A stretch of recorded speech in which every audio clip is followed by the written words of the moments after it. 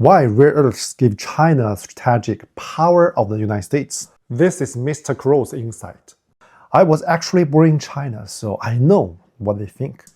China's full spectrum dominance in rare earths.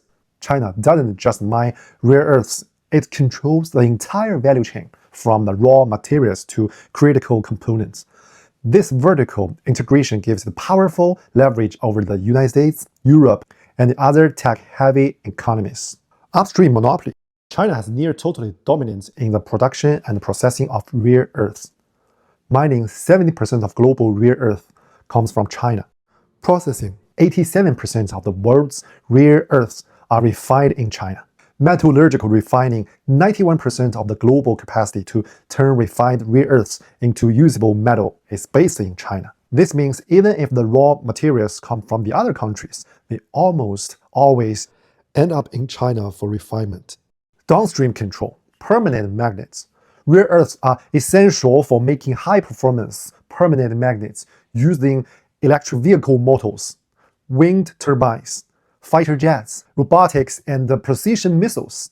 China produces 94% of the world's permanent magnets, giving it massive control not only over the source, but also over the most valuable rare earths product in the supply chain. Strategic dependence of the West. Even though the EU leads in producing EVs, 23%, and the wind turbines, 58%, it depends on Chinese permanent magnets to build them. This makes Western defense and the green energy sector deeply vulnerable. No magnets, no jets. No magnets, no EVs or clean energy. China's new leverage licensing and export controls. China has now started weaponizing its dominance. In April 2025, Beijing required export licenses for 7 rare earth metals and all magnets made from them. Exports are now subject to final use verification, especially to prevent military applications.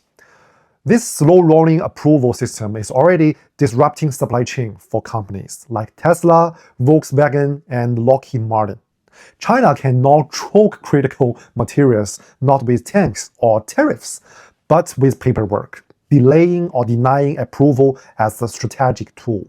Case in point, samarium, is a military metal. One rare earth stands out, samarium, used in the high-heat magnets for missile and fighter jets. China controls almost all global samarium supply. The US has no domestic production and relies entirely on imports.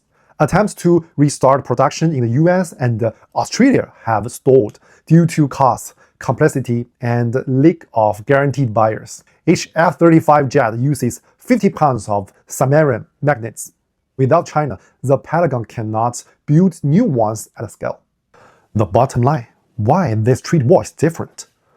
Rare earths are not just trade commodities, they are the DNA of modern warfare, green energy, and industrial power.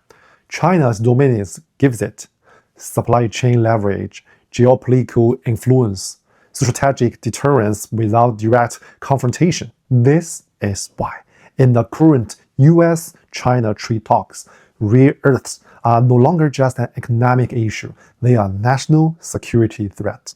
So I think we have to say it again. China's ultimate goal is using rare earths as leverage in the trade war.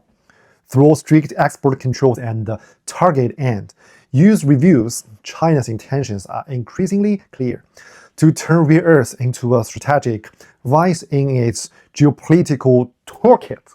Facing continued US pressure in the form of trade sanctions, tax restrictions, and arms sales to Taiwan, China is no longer just reacting. It's now proactively engineering a supply chain crisis by cutting off materials in the US. Defense and the tech sectors can function without. The goal: apply counter-pressure on Washington, gain leverage in trade negotiation, exert deterrence without firing a shot.